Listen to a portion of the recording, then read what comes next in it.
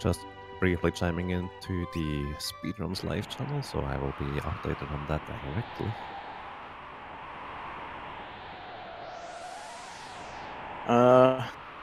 Yeah, so starting out here, there's a quick but really important menu to get our settings right, because battle speed affects monsters, so we put it slower so that they go less. Mesh speed at 1 because faster is better. And then curse to memory because it just makes some of the menuing a little easier. And in these fights as well, we just want Terra or question marks, as you see there, to get the experience instead of the soldiers, because they'll be leaving us soon. Yes, and from what I can recall, you generally use Fire Blast because it's kind of a longish animation, but it also kills all enemies pretty much on screen. And the long animation allows both Vix and Wedge to generally just run away before, well, it's too late, so to speak. Mm-hmm. Also, how running away works in this game is essentially there's a hidden runaway bar that fills up whenever you basically can run away, from what I recall. But there's also enemies like those Lobos, those wolves, that prevent you from running away. Those have a you can't run away flag, but as soon as you kill those enemies, you are allowed to run away, which is also why they fire blasted both the Lobo and the guard on the left, since in a pincer you have to clear out at least one side of the enemies in order to be able to run away. Mm-hmm. And I'm going to fight here on Couch's side. The mammoths there, the Vo mammoths, also have that flag, so you'll see again fire beams from the soldiers, because then that gives them time to refill their bar as you're using the other attacks to kill the rest of the enemies.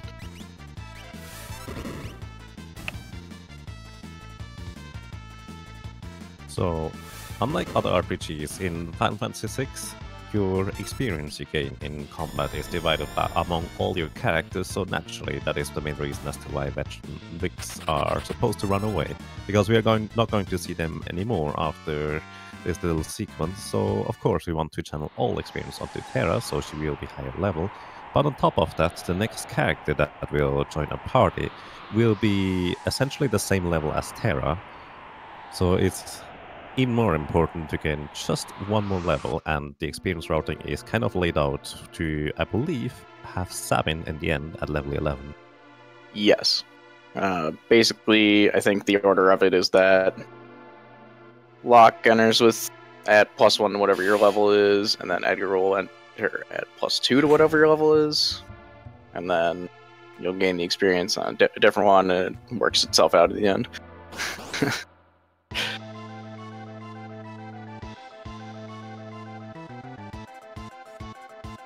So, and here we have Welk. Welk you want to try and kill before he basically retreats into, well, his shell. It's a gigantic snail, so, well, he has a shell. The shell has like 50,000 HP, the head only about 16,000? I'm not entirely sure how much exactly. Yeah, it's something I've seen. Yeah, 3 tech missiles before he retreats into the shell. The way they do this is they essentially queue 2 tech missiles and then they go into the menu. While they are in the menu, the ATB, as in the action bar of the boss, does not actually advance further. Ooh, and I think both of them got slimed there. Slime basically means you get slowed down and you won't be able to generally get the quick kill, so just retreated into the shell and now they have to wait until it comes back out. If you attack the shell, it counterattacks with lightning either on a single target or on the entire group. And you actually try to attack the shell at an opportune time, so it delays his attack just long enough so you get the 3rd missile in. However, when Terra gets slimed, that is really difficult to pull off. I don't think it's possible though, I'm not entirely sure. Yeah, it's possible. It's they got slimed at a weird time too, which was, I think, what messed them up. Because generally, if you get slimed on the first attack, it's kind of easy to gather when you're supposed to do your attacks. But when you get slimed on the second attack, it kind of messes you up a little bit and works a little bit weirdly. I see. So I imagine you might be knowing a bit more about the game, so I will be able to ask you questions, which is nice. Yeah. I ran last year, so it's the only reason I know about this run basically, and all. I see. I've only picked up this game to basically run this category just specifically for this tournament, and I haven't gotten in all that many runs yet. So I've basically followed the basic guide by LCC, and that's about that. I mean, honestly, that guide is one of the most in-depth you can get, especially just for this category. Teaches you a lot of the things you'll need even for the rest of the game.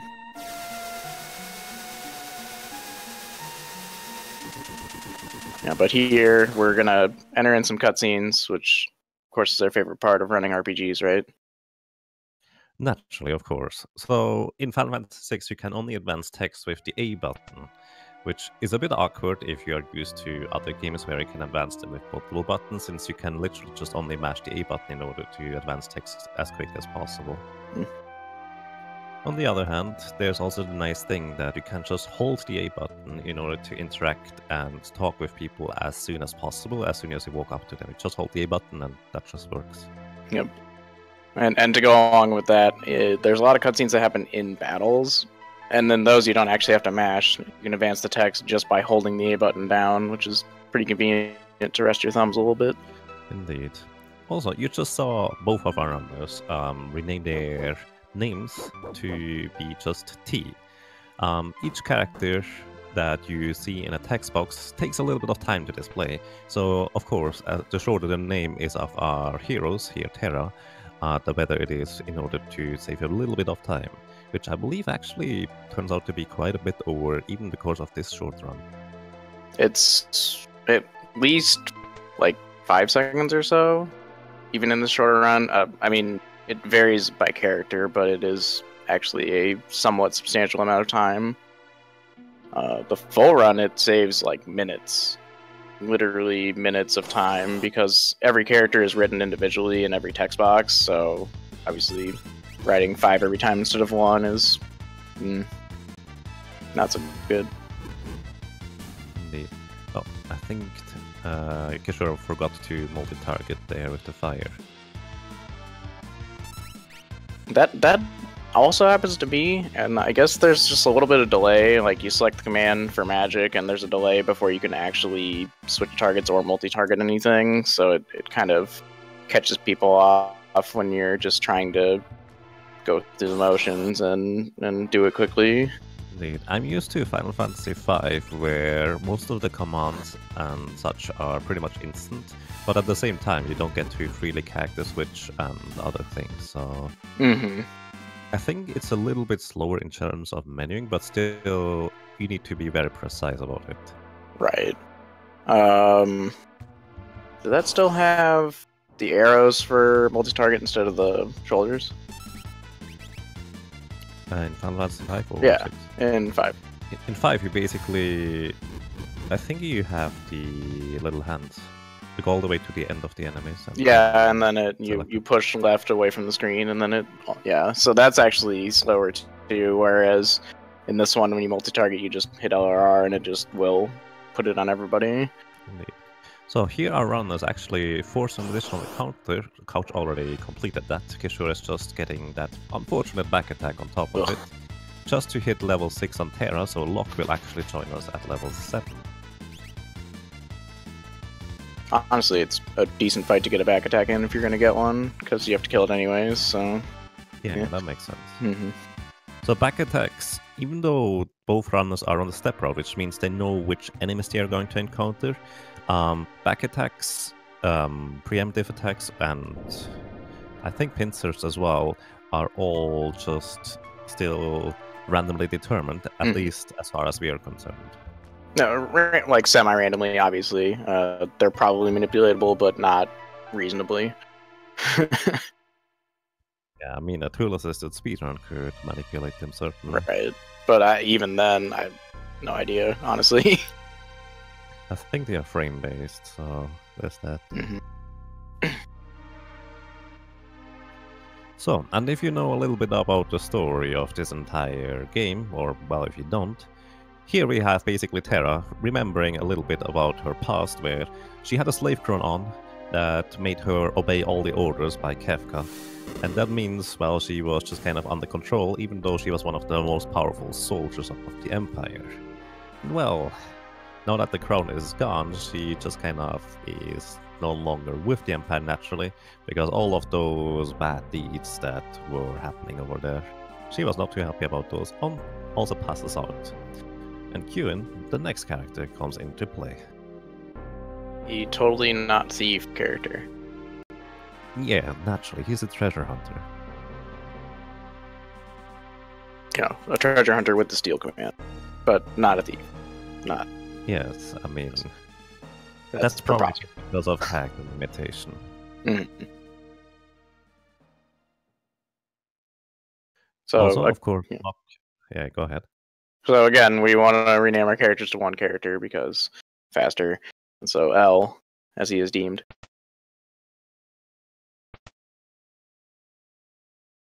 Indeed. And the nice thing is, you don't actually have to walk Locke all the way himself over to where Terra is. He is actually just kind of going to get there automatically, and will shortly be joined up by a bunch of Mughals.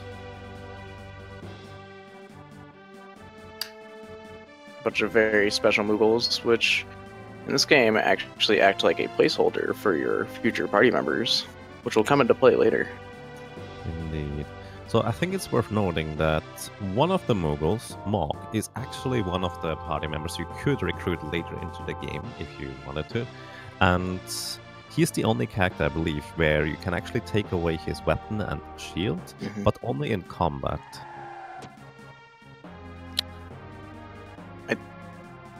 I think you might be able to unequip him in the menu, it's just slower. But actually, I've never tried it, so I can't say that for sure. Yeah, I think it didn't work. As in, well, at least for the other Mughals, you're not allowed to access their menu one way or another, just for Mog. And here you can also see them just kind of walking a specific way and trying to avoid all those encounters, because really you just have to beat the boss at the end there. With proper stepping, you can just sneak past all those guards. If they have their foot in front, they can just move on. You notice Couch as he gets into this fight, doing a small thing, but actually a rather large thing of he starts to run away all of his Mughals. That actually delays the Marshal's turn, so that if in the unfortunate circumstance he nets Mog, you still get his turn so you can get his equipment off of him. Which is vastly important. We want the Mithril Pike and the Mithril Shield for later, especially the Pike, as a different character can equip it that we get, and because we don't get Mog in this run because we don't go far enough, unequipping him just doesn't matter. Indeed, it's only a benefit. Alrighty, Marshal already done.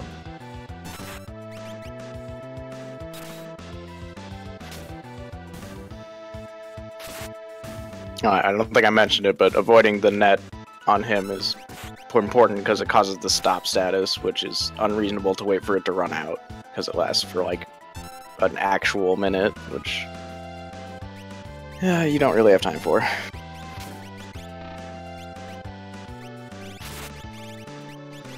Both. I believe the Mithril Shield is optional. You don't have to get that off of your characters.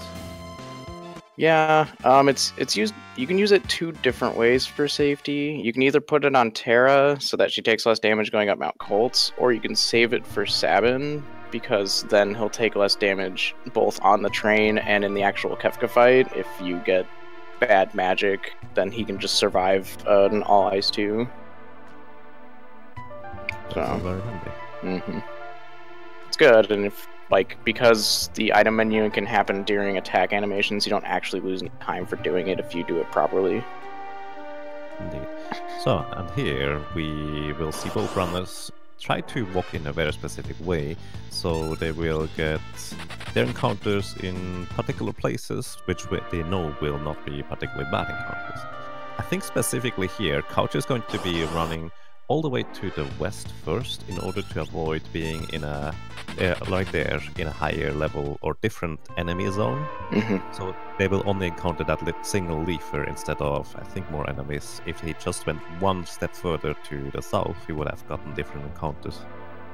Generally, if you go a step south, you get a 2-leafer 1, whatever the bird thing is called, encounter, which talking about that now, if there are more enemies in an encounter, your hit and runaway bar, I think, fills up slower, or like start slower or something like that, and that makes you run away slower from battles that have more enemies. I see. Either way, it's slower to run away, which is really what you want to avoid. Yep. Looks like both of our armies are still on the step route, which is really good. If you just make one misstep, it can be a bit difficult to get back on the step route. It's the same counter if you go south. It's a different counter if you go in the forest and then change the one that you get there. Yeah. I see. That's LCC in chat. He's the one that made the guide, so he knows probably everything about this game.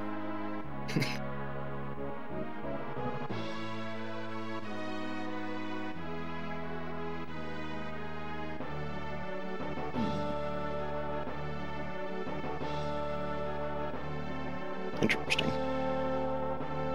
Okay, so we met Edgar here. We didn't really talk about that, but he's the king of this castle. He is also our next party member, so we name him E. And then he basically tells you to explore the castle and find everything nice, but we really only need to talk to one person to advance the plot, which is down here in the left tower, so that we can name another character in order to move on.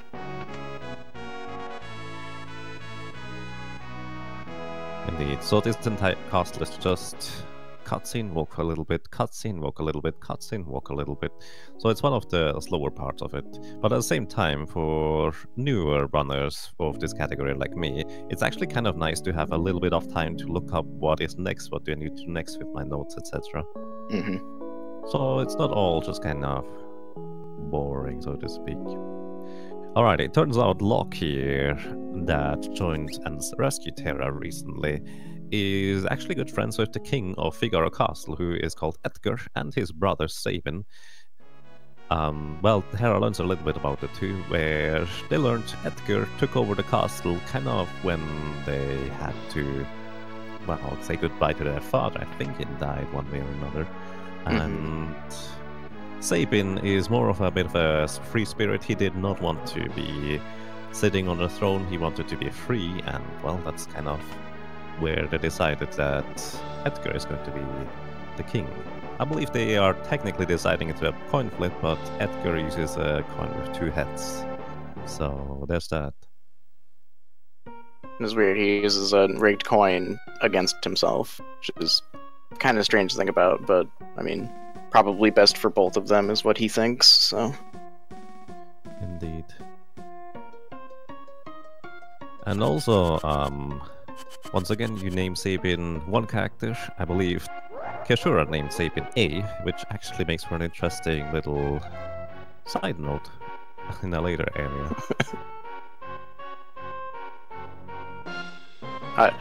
Usually you just get A when you push B 5 times instead of 4, and then too bad.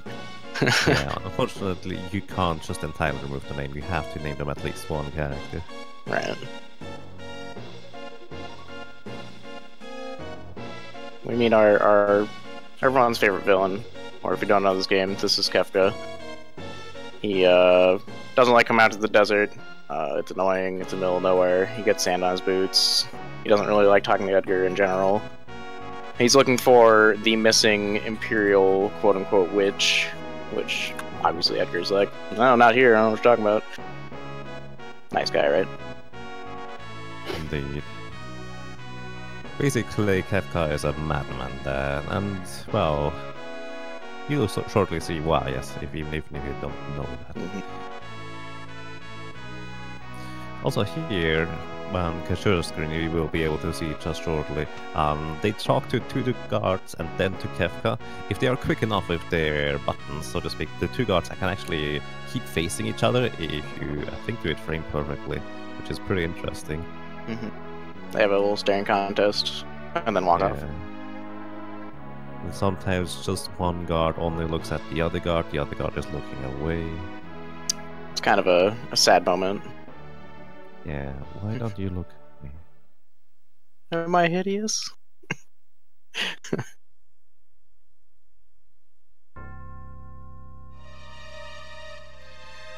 Also, here Locke just kind of says, follow me, and you walk in front of him, and then he magically teleports right in front of you as soon as you enter the area, which is, well, I would like to teleport like that.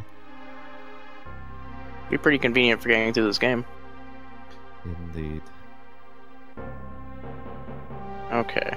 Someone please explain the rules of this run. So, we're playing through the game until we beat Kefka when you fight him at Narshe. That is the end of this category. It doesn't actually beat the entire game, but otherwise, I think the only rule is that you can't use the 52 death glitch, because any other glitches you don't really have access to. So, I believe that's the only thing. Yeah, I think that sounds about right. Oh yes, and suplex the train. That is important. Yes, I mean, if you can suplex the train, why wouldn't you do it? Exactly. So story-wise, Kefka decides to burn a stone castle somehow. I guess that must be magical fire. So to be fair, he's a pretty strong wizard. Yeah. And either way, basically Edgar decides to just kind of, alrighty, plan B, and decides to just run away on Chocobos alongside Edgar, Terra and Locke, and also the entire castle just submerges into the sand. It's kind of a nifty contraption if you can just go into the sand like that with an entire castle. So we need a boss fight here with two match deck armors, which are the things we're running in the game.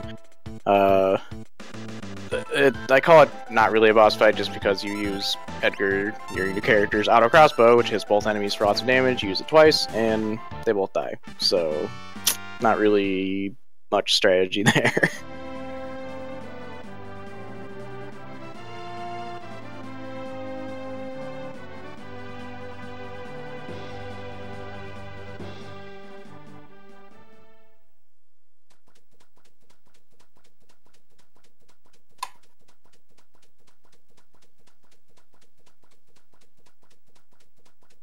One of the little things Coach just earlier did in that battle as well, I'm not sure caeshura will usually do that, he actually queued all his commands after defeating the enemies already, just so it would end the battle slightly quicker.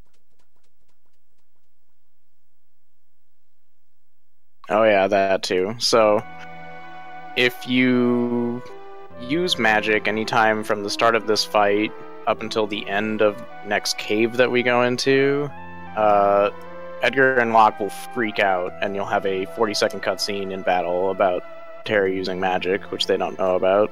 But then once you're outside the cave, they don't care anymore. Yep.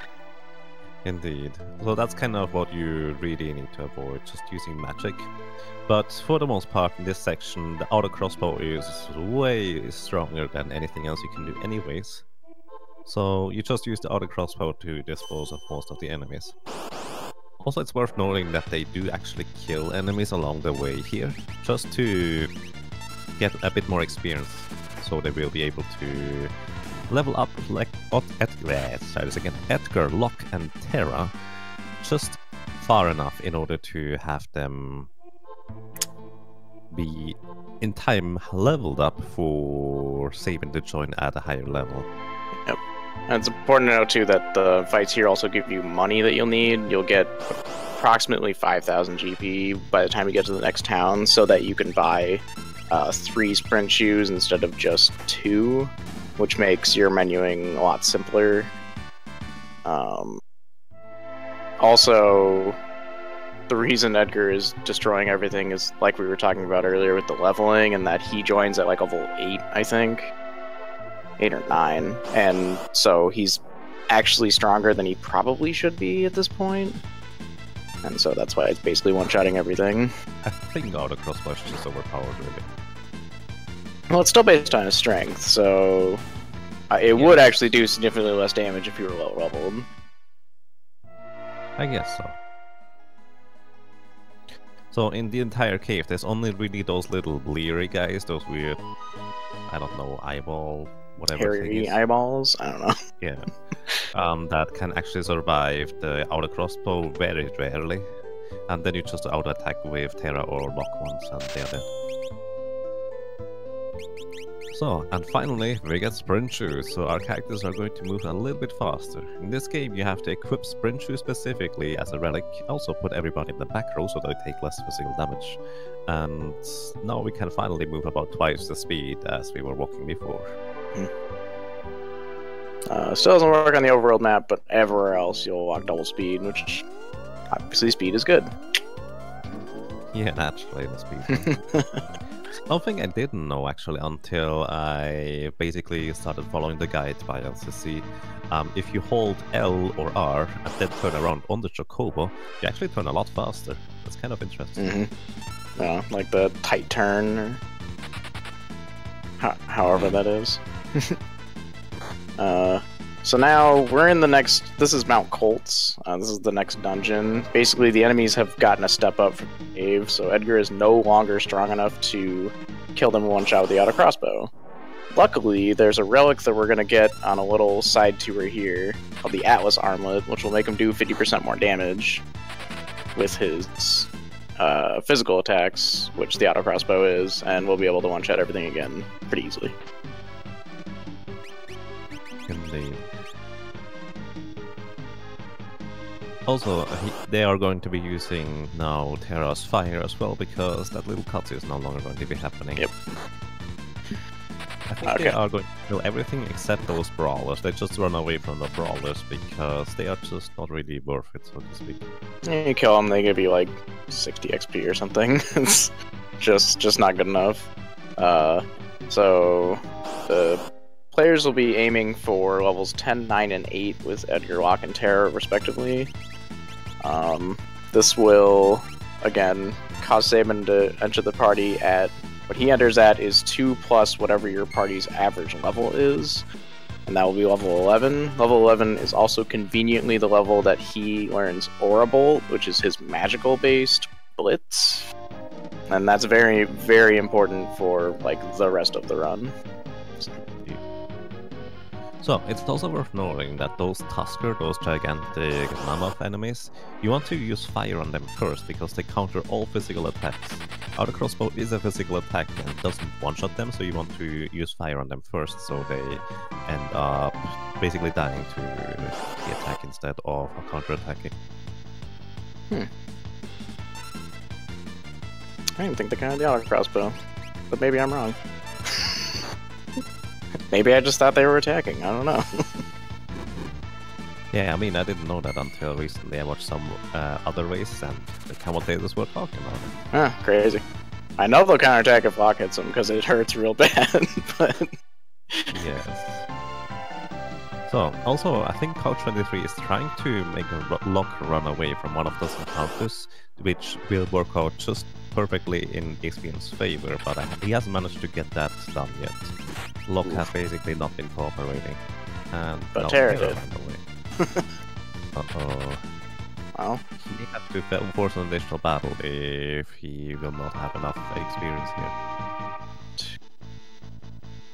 Maybe. It's hard to say.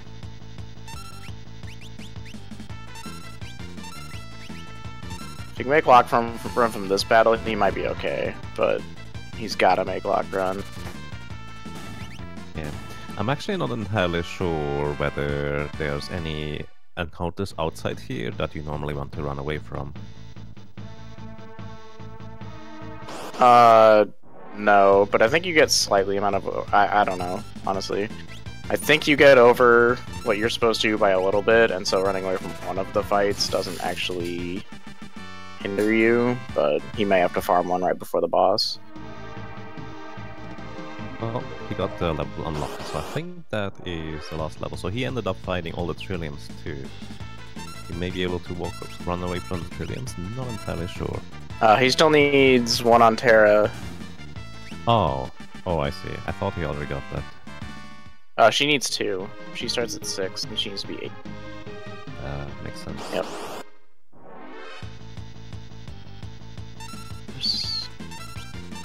Preemptive. Preemptive and side attacks are very handy here, because the enemies just don't get to attack at all. Sometimes those binds decide to use Bane Touch on you, which poisons you. And poison is pretty annoying, you need to remove it with Terra's magic, which is already very limited. see if he gets the level here. Yep. So he should be okay. He needs a heal because he took extra damage from one of them, but he did get the levels that he needed, so... Alright, it looks good. Nope. Also, just in time for the Vargas fight. And it's routed so that you get the last encounter, these, like, exactly on the step that you would fight him. Pretty convenient. Very convenient indeed. So, alrighty, here in the Vargas fight, you single target fire one of those bears, or Aikus I think as they are called, out a crossbow, and then they are basically dying to a single fire and another crossbow. And then they can finally go after Vargas himself, where they will just kind of front row Locke, because the entire time our party has been in the back row to take less physical damage. That way Locke will deal a bit more damage. He also, during some of the previous battles, ended up putting the mithril pike onto Edgar during battle, and then also equipped the weapon from Edgar onto Locke, so he will deal a little bit more damage here. So Edgar will use that pike later, but mostly it's about getting the bad starter weapon off of Locke, so he deals a little bit more damage in this fight. Indeed, and a nice critical. Which was good because he got a steal on the first round. It was unfortunate. Over here, same thing. Fire on the crossbow. So, and Vargas also uses a attack, usually at the beginning when there's just saving now in this encounter. And what you want to try and do is skip that attack. There's various methods and setups to do so. I'm not entirely familiar with most of them, but let's see. Doomfist unfortunately gets executed, so he loses a little bit of time there on saving. But it's not particularly much time, but there's the possibilities of skipping those, or sometimes you just want to force it as quick as possible. I actually really am not familiar with how you do what and such on this one. It always depends on which order that the enemies attack in. If he attacks before the bears in the first turn, then you do a certain thing. If he attacks after the bears, you do a certain thing. If he attacks before Terry, you do something different. But it's... and sometimes you can't even skip it because it would just take too much time to try and skip it instead of just having him do it immediately and then finishing him off.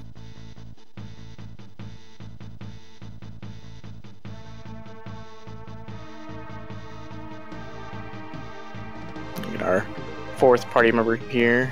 We already used in a battle, but he officially joins us at this point. And make our way to the returner hideout, which is the reason we were going over this mountain, because it's on the other side of here, so we can talk to our anti-Empire friends. Indeed. So it's also worth noting that, at least on caeshura's screen, you saw her basically enter the Blitz command and then cancel out of it and then enter it again. That is intentional, that's not a mistake actually, because there's a weird little glitch where if you select it too fast, it will just kind of not work with the correct inputs, even though you are definitely using the correct inputs. So you can either wait a little bit, or you can just go into the Blitz menu and then cancel out of it again.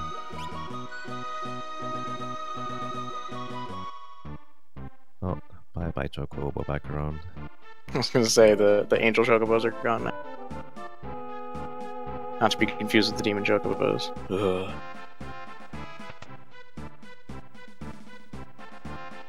The Chocobo background is really mean, you can barely see anything.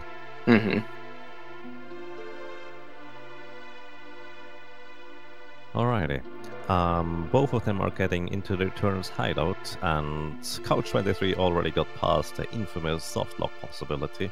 There's a very low chance, and I think it only can even happen if you are slightly slow with initiating and cancelling through the dialogue with the NPC, where there can be that NPC where basically you automatically follow the other guy towards the door over where he leads you to Bannon. But the other NPC can just walk in between you and the NPC, and it just can lock you, soft lock you, because your character just doesn't advance anymore. I've never seen it myself, I just heard rumors those things can happen. I've heard about it, but I have also actually never seen it.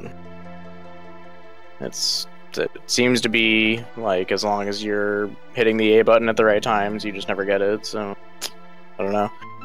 Plus, it's also very unlikely that that randomly walking NPC is just kind of walking over there exactly in between your party and that guy you're following. Right. So in this little cutscene section here, you talk to Banner initially, and then you need to talk to all your party members, and then you also go and essentially tell Bannon, no, Terra does not want to be your light of hope 3 times in order to access the, well, I think a bit of a more special cutscene. Also, Couch23 does a thing here where he goes over to Bannon and talks to an NPC, basically in that specific order, which saves you a tiny fraction of a second. Unfortunately, you need to get lucky enough that the NPC walks in your way so you're not wasting more time getting it, because the Genji glove you acquire here is slightly quicker to acquire than in the cutscene later. But it's like 2 or 3 frames, I don't even know how much. It's 14 frames if you do it perfectly. 14? Alright, that's a bit more than I expected, but still, that's not a whole lot. It's not, or 12. Some 2-digit number, but not much more than 10. And yeah, you have to like not talk to him twice. He has to be in your path, but not actually in your way. If you do it exactly the same way, then yeah. Like, I guess if he is in your way, then you need to wait anyways, and there's not really anything lost anyways. I suppose that's true.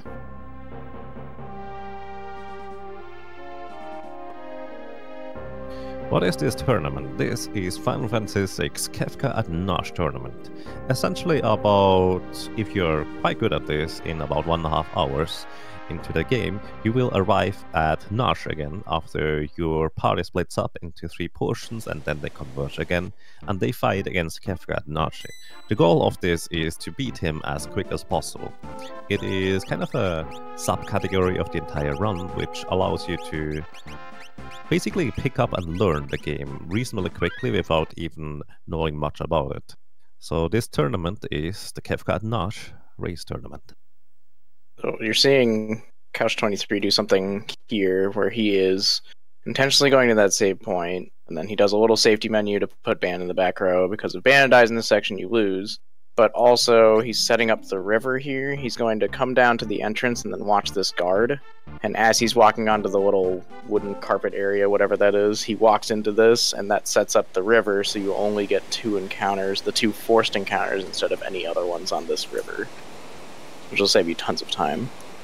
Indeed, it saves a ton of time and also makes it a lot safer, because, as mentioned before, if Bannon dies, that is it, that's game over. Mm-hmm. Let's see if he does the fight either, too. Or he's just gonna run. Nope. So you can actually fight these pterodons, and just like before, the experience is split, but if you have Edgar gain all the experience from that fight, he will get an extra level. It'll cause him to do more damage, and he'll have a little bit more HP as well, going into the next major fight that you get into. I didn't even realize there was an option to not fight those. Yeah, I think in the end it doesn't really affect the Ultras fight, but it does affect the Kefka fight a little bit. He'll probably buy a second Pike to make up the damage. But if you get the level, you can basically just go with Pike and Blade in the last fight, and it doesn't really affect getting the 3rd turn or not. Interesting. Alrighty, and he goes without saving into the next boss battle here. He's a risk taker. So somebody asked, you don't have any control over who retreats from battle first. You technically do on preemptive attacks. Depending on what you do when you get your first character's turn on a preemptive attack, you can make your party members all immediately run away. But it's different for preemptives and for side attacks, and depends on how many people you have in your party. And caeshura decides to take the Pterodon battle. Here Edgar will level up and will be able to deal a bit more damage. So, Ultros is actually a pretty scary encounter. Essentially, your aim is to try and skip certain attacks by queuing Terra's fire at specific times, where he counterattacks basically with a little bit of ink and has that "Youch seafood soup" exclamation. And you also see, once again, they are sitting in the menu just waiting before they are attacking, just to essentially delay the boss's action bar filling up quicker. It looks like he managed to skip the first attack there, which normally would Terra. Let's see whether he gets the second attack skip as well, where it would normally attack Sabin. Oh, he got everything. He skipped all of it. Nice. That was really good. That was very well executed. That is actually really difficult. Because the time that you put in your commands for the first couple of, like the fight, the Aurora Bolt, and the row command, like all make a huge difference on when you actually input those commands, whether you can get basically ATB lock on Ultros. Yes, it is very, very tight. I believe actually caeshura uses a slightly different strat where Terra will get a bit lower health, so she will attempt to get a Riot Blade. I think that's what she usually does. Yeah. You basically want the first attack to go off, essentially, and then it makes the other stuff easier to skip. Doing the full skip is a lot harder, but obviously it's completely safe, essentially, except for messing it up. Indeed. Bannon is kind of low HP, but it shouldn't matter because on Ultros the attacks are pretty much scripted. We're gonna, on the Couches stream here, you're gonna get the only character that we don't actually rename. I believe he's in 3 text boxes through this run, and so it's actually faster just to call him Shadow. Nice. Also, it looks like actually caeshura ended up just skipping everything as well. Oh, very nice. Nice. Yeah, perfect execution too. I don't think I've watched a race that both runners have gotten it. So that's actually very, very impressive. I do agree. So I think I'm not entirely sure. Are you supposed to get an encounter in the forest there? You're not. You take a step down, and he took it, I think, one tile later than he was supposed to. So he didn't get the blank tile that doesn't have any encounters on it, and so then he got it right going right instead of down. Also, the reason why they select Sabin's scenario first, as in when they have the choice as to which party they follow next in the story, is because at the end of Sabin's scenario they will be able to purchase smoke bombs, and they can then use those smoke bombs in all other scenarios as well. So that's the main reason why I choose Sabin first. It's also the longest and probably most tricky scenario as well to complete. It looks like caeshura also picks up 2 shurikens and Phoenix Downs for safety from what I can tell. caeshura doesn't go to the treasure room. Oh, I see. So she uses the shurikens instead of the air lancet that you would normally pick up, and then the Phoenix Down, yeah, because that comes from the other chest, right? In the treasure room? Yes. Okay, so you need 2 more. To lock normally. Mm-hmm. Because you need 1 for the train, 1 for the glitch, and then she always picks 1 up for safety because you can, basically. And she got the forest encounter to try to force an encounter before because she realized she was off the step road. And it's going to probably throw off everything a little bit now.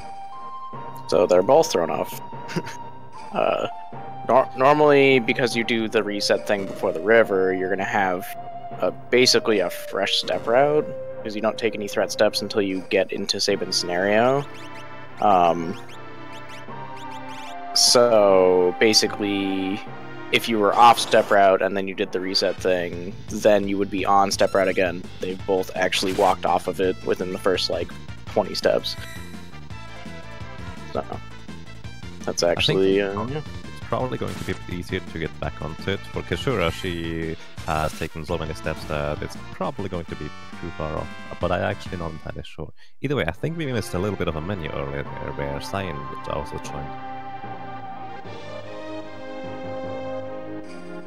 So basically, our next party member, Cyan, the swordsman, or I don't even know what you kind of want to call him, the Eastern swordsman, whatever, the katana master, he actually has an ability called Retort if you use your sword ability rank 2, and that essentially counterattacks with a pretty powerful attack.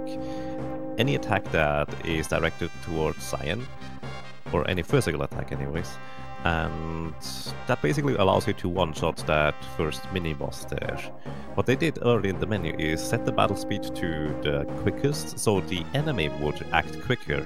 That way, since you can't reasonably expect to get the counterattack activated before the enemy acts the first time, you just kind of make it quicker for him to act the second time.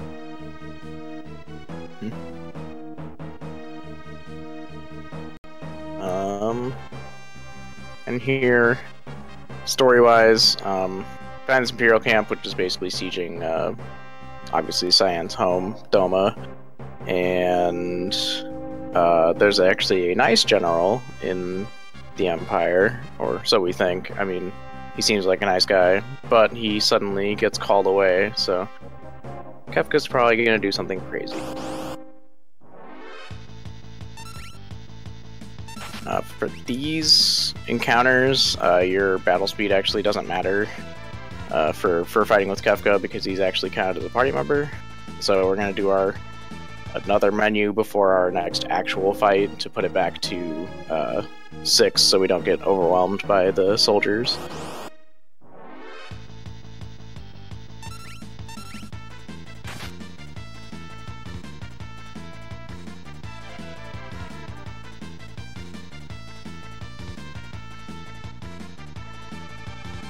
Wait, he says. Do I look like I'm waiter? Is that how Kefka talks?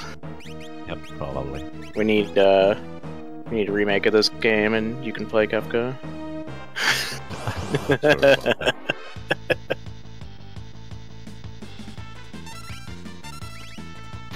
So, alrighty, I think here they are just going to auto-attack. By the way, they put both Cyan and Shadow at the front row, although I guess Shadow already joins in the front row, because the front guards are easy enough to take out with just regular attacks.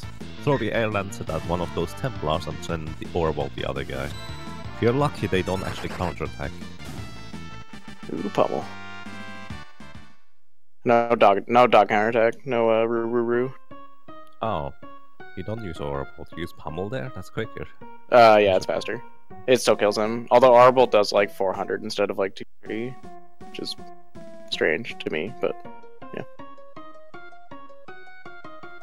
There is like so Shadow has a dog basically that goes with him, and in battle the dog has a chance to block for him, and also certain times will also counterattack for him. So if you're lucky, you can get that and save the air lancet and throw it at a different enemy later if you do get the counterattack.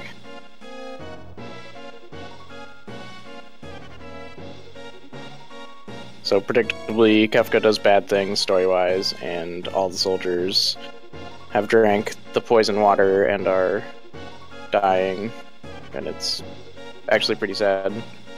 Think about it. The story is actually really intriguing of the entire game, so if you don't know the story, I don't think speeding through it like this kind of makes it justice. Because this is actually one of the most heartbreaking scenes in conjunction with what happens later.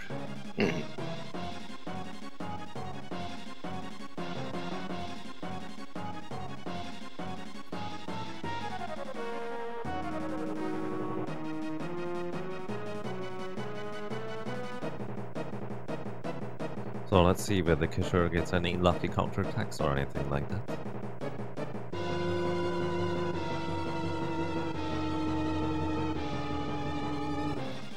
Oh. Well, I mean, the damage was reduced, but no counterattacks, unfortunately. Ooh. Incorrect let's put. I mean, we might see some more. Nice, Pork. okay, there's Pork, it. pork, pork. Yay! Roo, roo, roo, roo, roo. The little doggy actually bailed caeshura out because she accidentally did the incorrect blitz input. Slight Interceptor saved the day. Indeed, Interceptor is awesome. He actually does an insane amount of damage too.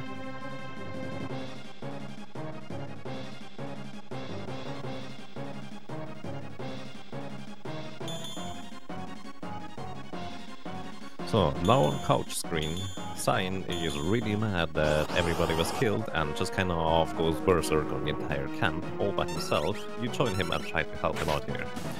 Basically, you want Sign to just use regular attacks. You can't control him here, even though he is kind of technically in your party. You would just kind of want him to not use Dispatch, because that just takes a little bit longer, and a regular attack would just be sufficient in order to kill those grunts. You also want him to get attacked for two different reasons. One is that your damage stays over, but he gets healed every fight. But also he has what essentially is a black belt equipped, which gives you a 50% chance to counter physical attacks. So you definitely want him to be taking all the damage. Indeed.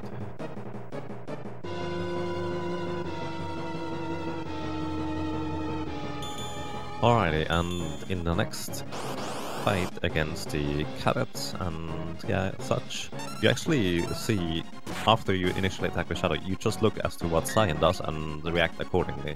If he attacks the front soldier, which is I think the easiest case scenario, just Aura Bolt in order to try and take out the cadet afterwards. And there we go, that was the easiest way to handle this. Yep. He has a chance to attack the back one, which you would just regularly attack the front guy and then throw something else with Shadow and hope that he goes down to that, basically. You get into these exciting suits that we were in at the beginning of the game, more Magitech armor, which, I mean, honestly are kind of weaker than your characters anyways, but it's fun, so, you know, you gotta do it.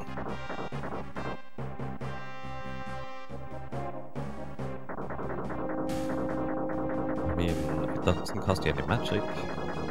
Well, we don't have any magic. Trickier things about these Magitech armors is, I guess you characters don't really have much area effect anyways right now, so I guess it doesn't matter. Couch is going to take time and do some item menuing here while he has a chance to, because the beams, as was noted in the beginning of the game, actually do have a fair bit of animation time. So you have time in between to kind of sort your inventory out and make sure that things are in the right place and that you have room for other items that we're going to need to pick up. It's actually worth noting that you can still get into pincer and back attacks and also preemptive attacks, and Couch did actually get a preemptive strike here, which is the best case scenario actually. And it can also use other things than fire beam if you want to. Don't have to though. Yeah, everything kills everything, so you just use whatever beams you want. It feels good. Personally a fan of the ice beams, because I like ice. I think he's using one of each, so... yeah, rainbow beam, best beam.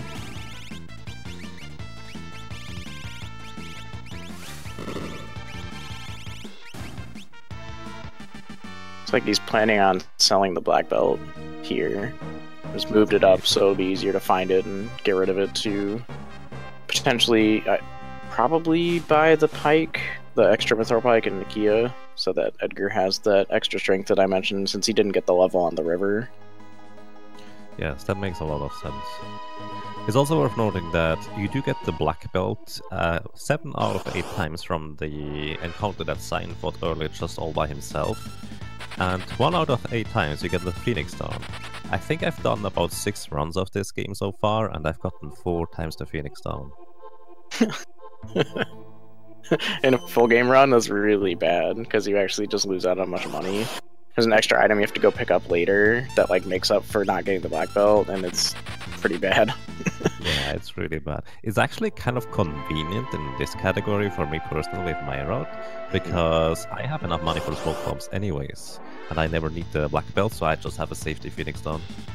Yep. If somebody happens to die, like here in the forest or on the train, even on the Veld, you just can use that extra Phoenix down, which is noted too that caeshura actually bought an extra one when she went to the shop with the guy on the chocobo, so she always has that safety of, oh, somebody died, I just will bring them back so that I won't get wiped out. Indeed. Shadow is pretty low here, actually, on caeshura's screen.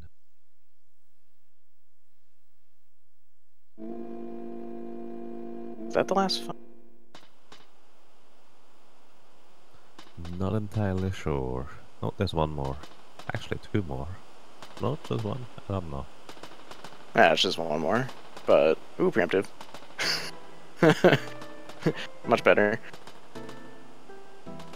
Alrighty, and in the meantime, Couch 22, you can see him just going through the train. It's actually important for him that he does not try to avoid those randomly moving ghosts. He just hopes that they are not in his way, because if he just moves the wrong way, he will be off the step route. I think he'll try and farm an encounter here, because getting an encounter here is way better than getting encounters outside of the train cars. There's significantly harder and also significantly slower fights outside of the train. Both bombs and the other one, 3 whispers, I think? Or 4 whispers. 4, yeah. Which is slow. They take automatic damage, which is slow, and they also use Demi, which is an incredibly long spell animation. Nice preemptive there. Yeah, the preemptive on the guy that tells you can't escape when you can. I've always liked that. It's actually kind of interesting. You engage the ghost that is blocking the door, and you just run away from them, and suddenly the ghost is gone. And you're outside, magically. I guess that kind of makes sense. You run outside. I guess so. I don't know.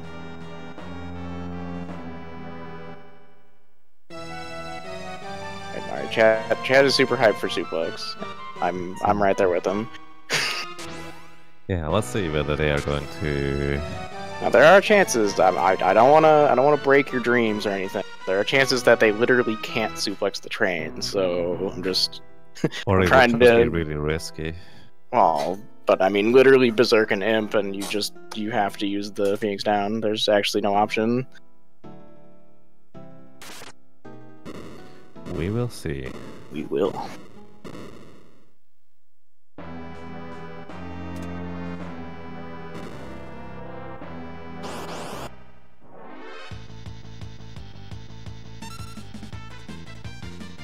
And again, inside the train cars, they'll be very, very strict on the movement, as it's... the step route is very precise, although, I mean, they were off it, but I think because you have to farm that last fight in the train car, you actually get back on it at that point. Yes, so I think caeshura should get an encounter here, about? Yeah, alrighty. She's back onto the step route now. Yep. And she only took like 6 extra on the world map, and you have to farm it for a little while, so she still did actually get back on that. Couch went in that train car very quickly in the back of it for that treasure chest. Those are earrings. Earrings are like the Atlas armlet, except for magical attacks, which Sabin's Arble is. So he'll get that later once it's more convenient to menu after the boss fight. Yes, indeed. It's actually kind of interesting because I feel like earrings are oddly fitting for Sabin's character. I think he's actually wearing them in his menu portrait. Is he? Interesting. Yeah. It's actually really fitting. So, you press those 2 levers. Those are the only ones that work to make the train go off, just in case you're wondering. And then Phantom Train, which, if you hadn't guessed by its name, is actually an undead monster. Ooh, saving us first ATB. Yes. Yes. We got the Trainplex. Everybody hype. Suplex Train! Which is not really doing anything, because we're just going to Phoenix down and it dies anyways, but it does everything because of the Sabin Suplex.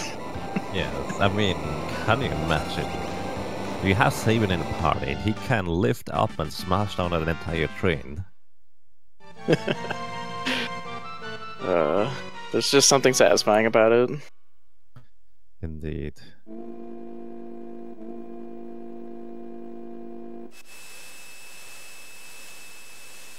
Alrighty, and Coach is now going to be doing a bit of menuing here in just a short moment, because you have to wait out a certain amount of time anyways until Sign is basically done mourning. And, well, you might as well organize your inventory in the meantime. Got nothing better to do, I guess. So basically, he gets 2 relics, the earrings and the True Knight, if they have it, although Shura doesn't have it. She didn't go to the treasure room, which is used for the next fight you get into. And then they'll be setting up so they have an empty spot in the item menu. You'll have to buy a certain item to recruit the next character. So, yeah. Indeed.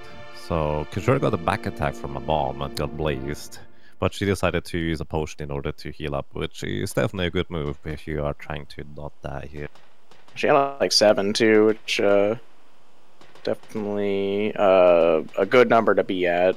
Yeah, if she got back attacked by that bomb too and didn't heal, she would just be straight up dead at that point. Yep. Like, Saban has a chance to survive, but he probably won't. Shadow is smartly running away. Yeah, I don't blame him. She is intentionally not healing him. He's not really useful, and he'll leave your party shortly anyways, so him being down isn't really a problem.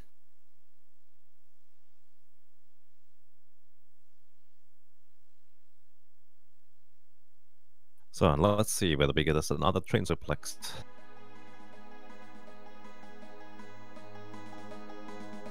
It's good ATB. Oh. We get a wheel and... Alright. A wheel and a suplex. Sweet. Don't worry, there will not be any riots today. We have successfully had double train suplex. Upside down. Nice.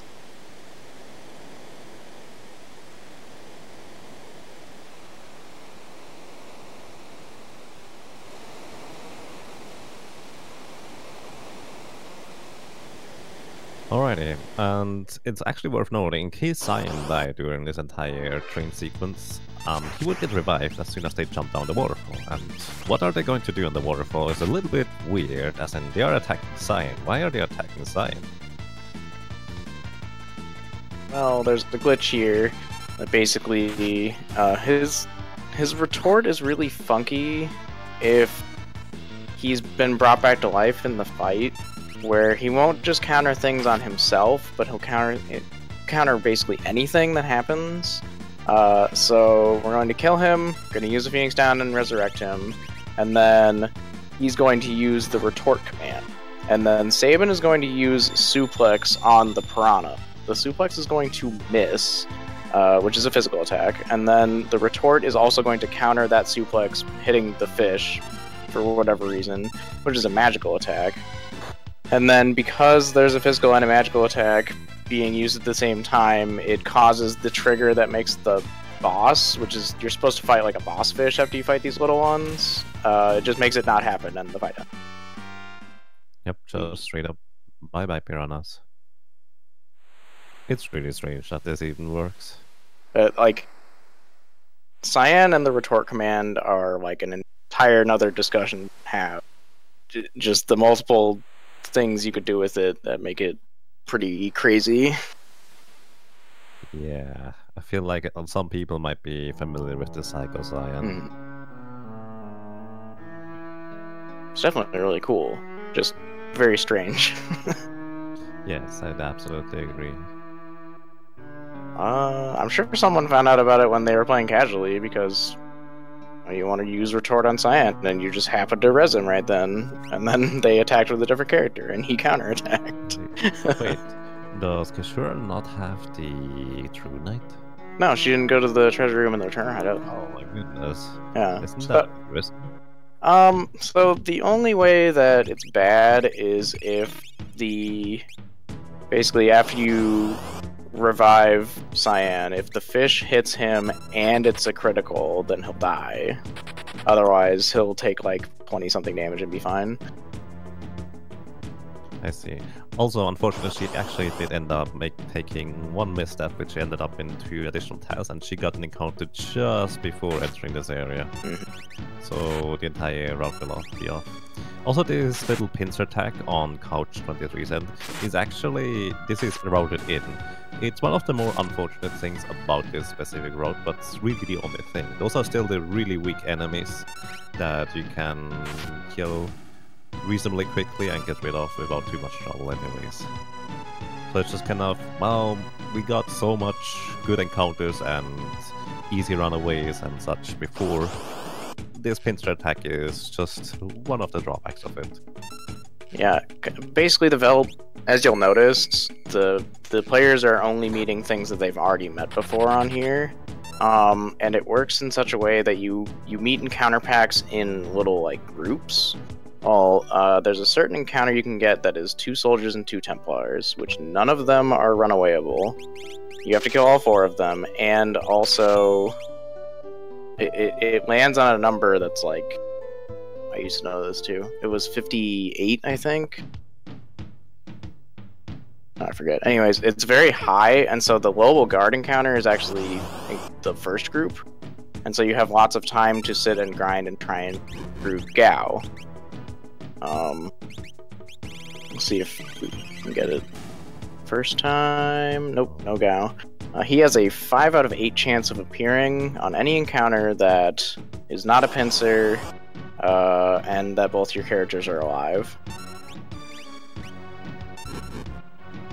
Yes, I believe back attacks all around work. Yeah, sorry. Pincers and back attacks. Ooh, that's a mean one. That's very, very bad. He didn't even get Gao there. Yeah. So there's a thing that I want to mention because apparently a lot of people don't know this. If you kill the Phantom Train, it will always drop you a tent. Tents actually do revive people, so you don't have to walk back to the town. You just need to use the tent and then keep going. Ooh, this is going to... That's... I hope he doesn't die here. Oh no.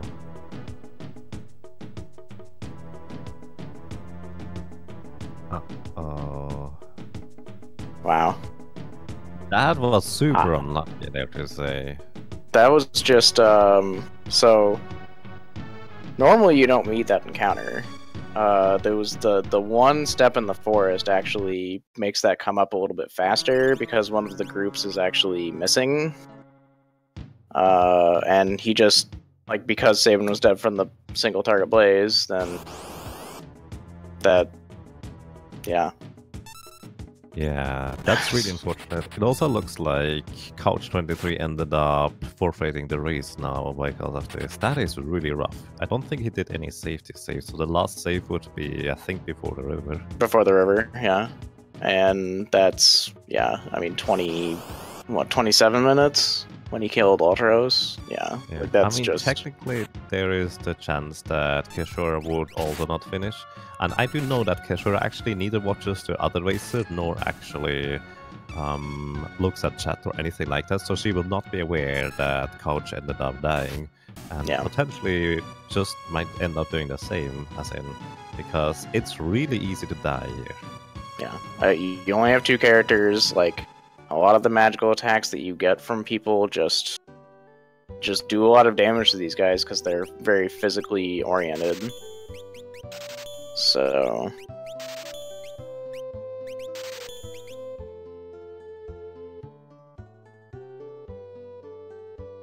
that was awful. Like, that was the worst way I've seen somebody die, I think.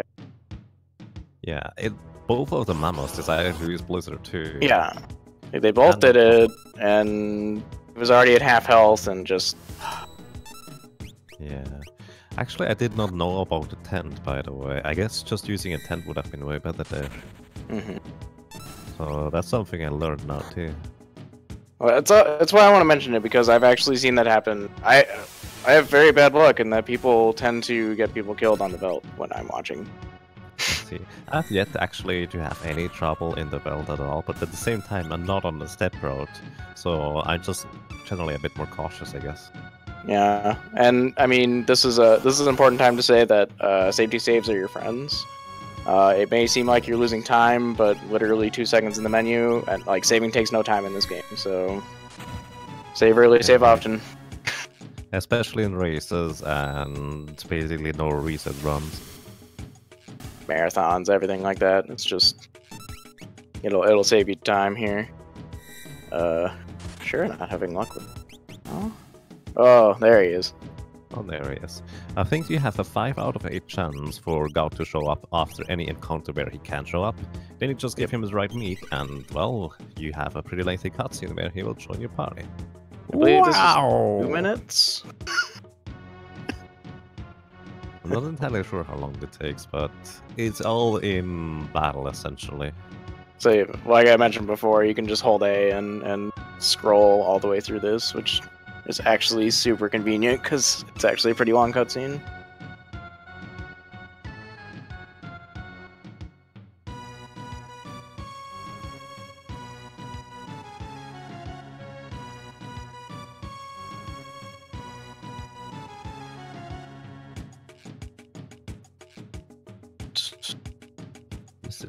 Mr. Do. Yeah, and you see how strange of a character he is, and he has just kind of no idea about social constructs. Yep.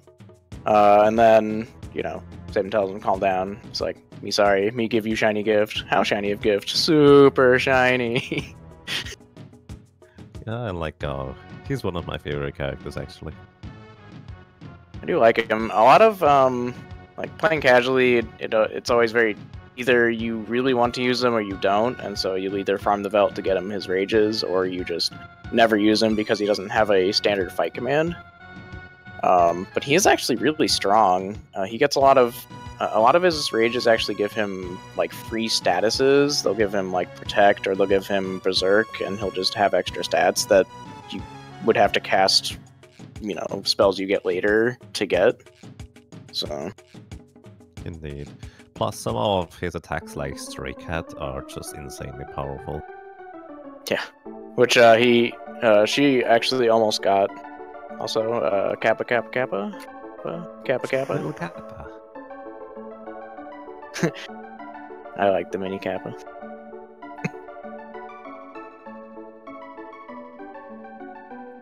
He teaches how to use rages, which we're not going to get any because he starts with a couple of them that are just fine for our purposes. Yeah. I like that basically the little Kappa just kind of has a little follower just perfectly on cue of the music. I think I really like those details in this game. It's really fascinating. It's very, this game is amazing also. And if you haven't played it, you should. You don't have to speedrun it, just play it. It's great. Absolutely agree. Now Go here is trying to find his shiny. He has no idea where it is, though. He just kind of goes, I forget. Alright, I guess we'll just look for it. Oh, saving? Indeed. Oh, alrighty. Yeah. There. Basically, they are going to be entering a section where they are kind of diving through a river and get various encounters in the river, and those can be extremely brutal. I'm not sure whether you get... Is she still on the steps route now? It won't matter for the trench, because you'll always get 4 encounters. Well, you get always 4, but it's always different, isn't it? Oh yeah, it's the same thing that it's frame-based, as we assume that the encounters are. Oh, I was actually not aware of that. Interesting. Yeah, like, you jump in the river at a certain time or whatever, and that'll be what encounters you get through the whole, the trench, sorry. I try and call them river and trench because they are 2 different things, even though they're kind of the same thing. I see. So, what happened to Couch is essentially he ended up, I think, getting back attacked by bombs and getting blazed. So Sabin died early, and then he tried to, I think, walk back to the town where he wanted to probably buy a Phoenix or something like that in order to revive Sabin, but got another unrunnable encounter, and with two wall mammals that used both Blizzard on him and destroyed Cyan as well at the end. Ooh, oh. Oh. Okay, so this enemy, Oh when my it's alone, goodness. will Aqua Rake you, and Aqua Rake will kill you. Well, mostly. Yeah. So this is exactly why the river encounters are so dangerous. The single angry form has a back attack is probably the most dangerous thing in this entire thing. Yeah, I would say the pincer attacks come as a close second, but Yeah, they are not far away at all. yeah. Basically, you just saw what happened when you fight a single angler form. And they only do that when they're alone, by the way. So this monster group of 3, he won't Aqua Rake here. It'll only do it when it's the only enemy there. Which I find strange, but I get it. I mean, makes them even more dangerous. Alrighty. She managed to barely survive there. And only his Cyan. Oh, also Gao, never mind. More dried meat for Cal. More dried meat indeed. He needs it, apparently. So that's going to be 2 more encounters. Yep. Before the river will be over. And you can skip, I think, one of them if you take the other path on this one, but it actually takes longer to walk through the cave, even though you don't get encounters in there, than it would to just fight these 2 encounters and then be done with it. Indeed. So also, it's actually somewhat fortunate-ish that Cyan is dead, because Cyan is usually the guy that takes the longest to run away. So it's actually not all bad that Cyan is dead, since, well, it reduces the amount of time it takes for you to run away from combat. Yeah, and that does come out. He has the slowest speed of anyone.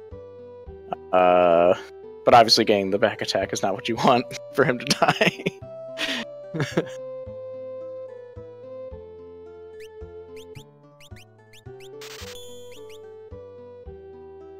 Alrighty. So caeshura ends up buying smoke bombs, which are the single most useful tool in this entire game, I would say, for speedruns, because they allow you to run away from any encounter pretty much as soon as you get command over your characters, even from pincer attacks. And also, she ends up buying a mithril pike, which will be equipped on Edgar later. Yep, in the final boss fight, that'll give him a little bit of extra attack power, which is even more safety with him also having the level from earlier too. And the smoke bombs will be useful because, and of course, this is why we do Sabin's first, just so we have smoke bombs for the other 2 characters' scenarios. So, and quick shout out to I'm not entirely sure for subscribing to Twitch Prime. Thank you very much for supporting the RPG Limit Break channel. We all really appreciate that. The RPG Limit Break is a fantastic channel and also overall just really nice place to hang out in. Oh, and I just missed something. Sorry. You're good. So you can do a clip there with Locke. They set it up by walking into the item shop there, and then walking out. You move over where the guard is about to walk into a certain square, enter the menu, exit the menu, and then you could just clip directly through him and walk out of the town instead of going through the, oh man, I don't even know how long it would take, 10 minutes to go through South Figaro and getting Celis and everything else. Yeah, for anyone who does not know the game, you're supposed to get another party member here. Well, that's pretty lucky. Ooh. That's bad because she has an antidote.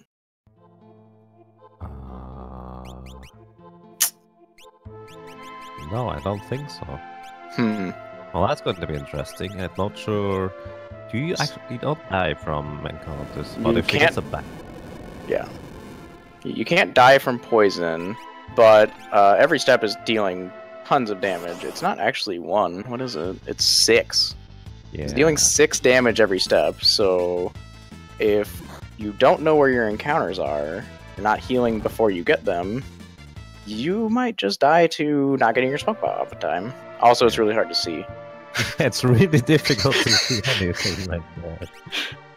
She knows she's gonna get an encounter soon. Yeah. There it is. Also, it's worth noting that she put lock ooh crit. Ouch. Good thing. Oh, that's what the back row's for. Yeah. She put lock actually into the second slot there. The reason for that is because this encounter here can be a pincer attack, and the bear basically attacks you from the backside. If you're facing the right in the first character slot, you actually take additional damage and would one-shot lock, which you definitely want to avoid. Uh-oh, please don't do that again. Okay. Wow. Oh, man. Oh my goodness. Just hold my breath every time. Yeah. Go to the recovery spring. Ding. Okay. And that cures poison. Necessary, but still. Okay. Go ahead. So this is tunnel armor. You're supposed to have, as he mentioned earlier, another party member. It has a ability that absorbs all magic attacks, which this boss only does magic attacks. Luckily, we picked up a Thunder Rod while we were poisoned in there, and it just shots it. Yep. Thunder Rod costs, I think, Lightning 2 element, and it completely ignores magic defense and always deals maximum amount of damage, so it just completely destroys that thing every single time. Yep.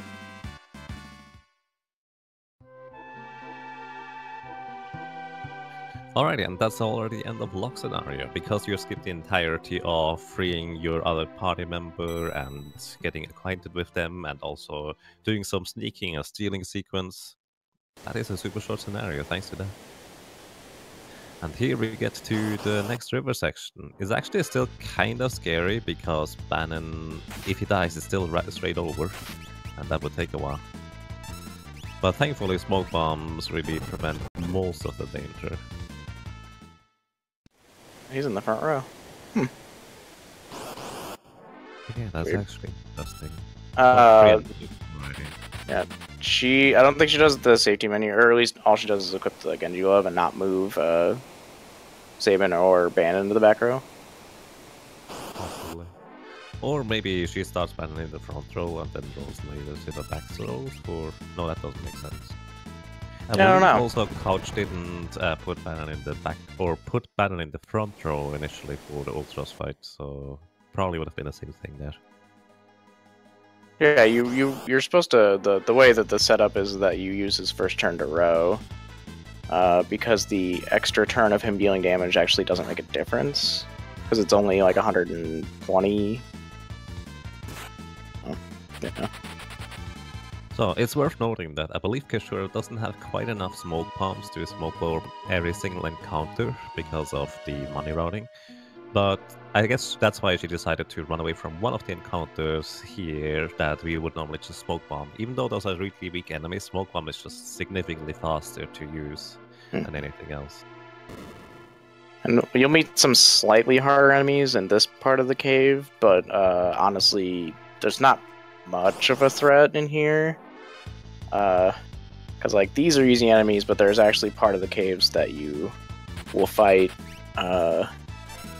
They're called first class, which they look like the wrench guys, but they're red, and they can deal some decent damage to you, but there's not actually a lot of danger. You just would rather smoke bomb and get away from them. Also, I would like to point out that it's really difficult to walk through that section, just kind of with the sprint shoes on top of it. It's just up, left, down, right, up, left, up, left. I have no idea. This is really difficult to walk properly and cleanly. It's always the ladders and the stairs are always the hardest things to go through. Just because, like, they have a little ledges on them or whatever. So here's a little security system that you're normally just supposed to follow that little star's path, but if you go off the path, you need to play a minigame where you hit the golden star in front of you in order to just kind of, well, basically not be... I don't even know what happens if you may fail it. You meet an encounter. Oh, I see. Yep. So you just hold the A button and automatically win this battle if you go off the path there. Yep. Or well, I guess not bad. Avoid it, whatever. Yeah. And conveniently, the maze is set up so there's a one path shortcut to go through. So she's trying to get the second pike equipped on Edgar instead of doing it in an actual menu because obviously that saves time.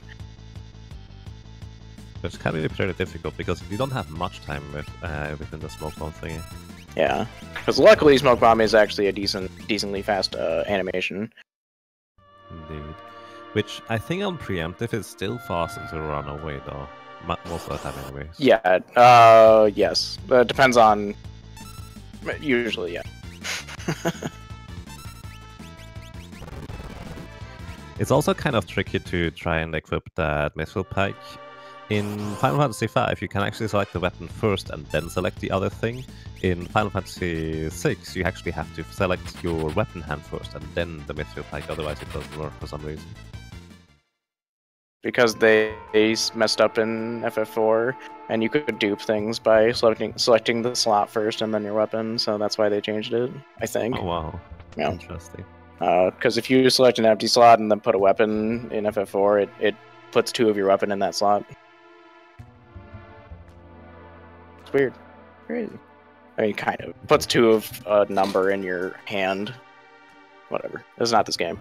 So we get to Narshe, and we find out that the Esper is here still, and that someone's probably going to come and try and take it.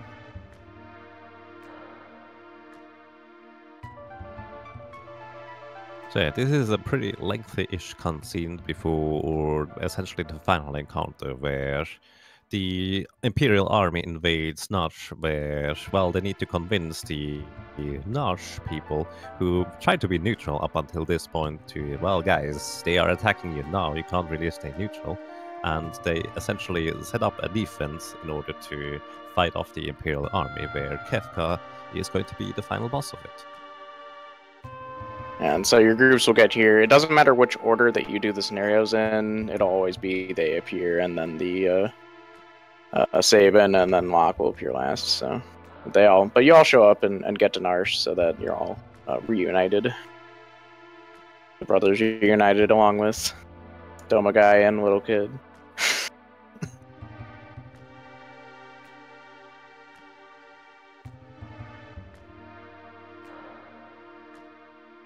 Explaining like what happened in the other part of the world and that the Empire, wiped out Doma with the poison. Indeed. And here, Locke joins us with General Kutan, which apparently was a general in the Imperial Army, and Zain really doesn't like those for obvious reasons. And why is our Moogle here? Well, as I said, very, very early on, when you're fighting the Marshal and the Moogles all join you, they're actually placeholders for your party members. So when you don't recruit Celeste in Locke's scenario, you get the Moogle that would have anyways, because it doesn't tell it to rewrite it. Indeed. So this is not Mog. Mog is actually decently strong, and you can equip and do stuff with him. Kutan you can't do anything with, and is kind of weak on top of it. Plus, I believe Kutan always plays a little animation when entering combat. Oh yeah, the Mog animation. They all do the same one. It's all the same Mog animation, but yeah, it is longer. Everyone has one. It's just all different. You just don't really notice. I guess so. If you watch sometime, like they all technically enter battle in a different way. It's actually really cool. It's especially noticeable if you have Setzer. I really need to pay attention to that, because I actually did not know that until just now. Mm-hmm. Everybody has a slightly different animation to get into battle. That's fun. Alrighty. Let's talk a little bit about how the encounter is going to set up and how it's going to go down, because we are going to have a choice as to how to build our party here. So, we are going to be building a single party to be as strong as possible and just put more or less placeholder characters into the other parties in order to just, well, go straight through for the boss, kind of like earlier in the other scenario. We put Sabin Cyan, Edgar, and Gao into your party, and they will basically be able to take out everything. Put them in the second party slot because it just initially switch immediately from your first party to second party and just straight up walk down in order to reasonably easily be in time to skip certain encounters. I think part of the reason the second encounter is that, or the second party is that you can actually get an encounter with a soldier if you're not quite fast enough, and they'll hit the second party first. But it is also just slightly faster to walk directly down. Indeed. Apparently there is a really... Oh, she puts also Cyan and Sabin into the back row, I believe for safety, because Kefka does attack physically. There's a really crazy strategy apparently to skip all the brown guards, but... Oh, called the thing, okay. Yeah. The thing. It actually took a really long time until finally someone told me what the thing was, because I wanted to know. Sorry. Alrighty. Successfully managed to avoid the guard in front of Kefka. Now it's going all the way for... Let's get this going. Aura Bolt on Sabin is the strongest attack, and she goes with, I think, Extra Sight on Gao for scissors, etc. And also she decides to dispatch with Cyan, and also Great Trick. So this way she will have, ooh, nice crit, enough time for everybody to get in their attacks, hopefully before Kefka's third attack. Because if Kefka gets his third attack, he will use potentially Ice 2 on everybody, which pretty much wipes your party out. And we are about to be done here, I think. Nice. Well played, GG. Well, Kefka runs away, and it's the end. So... Sure ended with a time, official on SRL, a 1:31.21, which she finished the run, which is good enough to advance, get to 2-0 in the Swiss round. Indeed. So, ladies and gentlemen, please make sure to follow both of our runners, Couch23, who met a pretty unfortunate fate there, but also caeshura, because they are running this to compete a little bit, but also for your entertainment. So please make sure to drop them a follow. And that was Kefka and Nash, I think.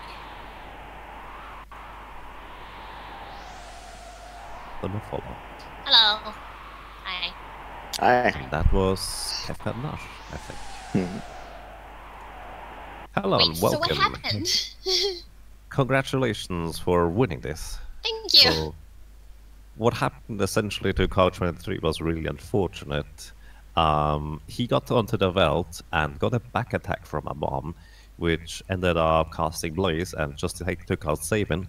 And I think Couch then tried to walk back to the city to buy some Phoenix Stones, but got into another unrunnable encounter with two Womamos and the other two guards. And both Womamos decided to use Blizzard on him. And that also took out Cyan. That was really unfortunate. Wow. Plus, on top of that, he didn't even get Gao to appear on the bomb encounter, I think. Wow. Oh, because Sabin was dead. Yeah, well, yeah. Oh, right. That's a thing. It's very unfortunate when someone dies, because it's quite a setback. Right. Wow. Oh, geez, okay. Well, thank you, Elmagus, for the impromptu restream, and thank you, Rizliu and Diagamoth, for the commentary, and thank you everybody for watching. Thank you for running. So yeah, also definitely shout out to Elmagus here, who is restreaming and also putting quite a bit of work into the Kefka Narshe Tournament. Make sure to follow him as well, because restreaming is not an easy job, I dare to say.